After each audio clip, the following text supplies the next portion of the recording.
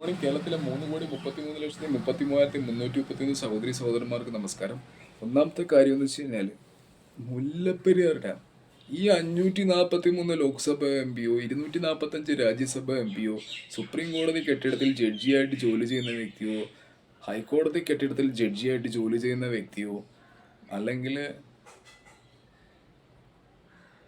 ശ്രീ മോദി 11 വർഷമായിട്ട് ഇന്ത്യ ഭരിക്കുന്നില്ലേ?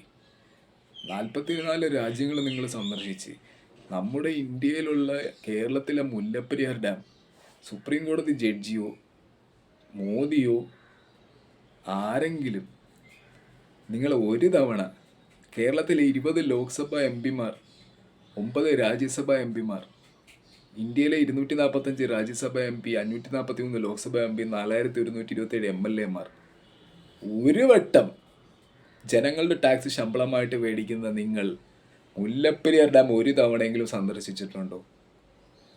ജനങ്ങളുടെ ടാക്സ് തരുന്ന നികുതി പണത്തിൽ നിന്നല്ലേ നിങ്ങൾ ഭക്ഷണം കഴിക്കുന്നത്, നിങ്ങൾ ധരിക്കുന്ന വസ്ത്രം, നിങ്ങൾ സഞ്ചരിക്കുന്ന വാഹനം. ജനങ്ങൾക്ക് വേണ്ടിയിട്ട് മുല്ലപ്പെരിയാർ ഡാം ഒരു തവണയെങ്കിലും നിങ്ങൾ സന്ദർശിച്ചിട്ടുണ്ടോ? ഒന്ന് സ്വയം ആത്മചിന്ത നടത്തുന്നത് നല്ലതായിരിക്കും. പഴയ കാലമൊക്കെ പോയി. അപ്പോൾ ഞാൻ പറയുമ്പോഴാണ് മുല്ലപ്പെരിയാർ ഡാമിൽ പ്രളയം ഉണ്ടാവാതിരിക്കുന്നതും രക്ഷിക്കുന്നതും ഡെയിലി രക്ഷിക്കുന്നതും ആ കുറി വരച്ചാലും കുരിശ് വരച്ചാലും നിസ്കരിച്ചാലും ആ immortal ruler myself. Okay, so India ഡിക്റ്റേറ്റർഷിപ്പിലാണ്.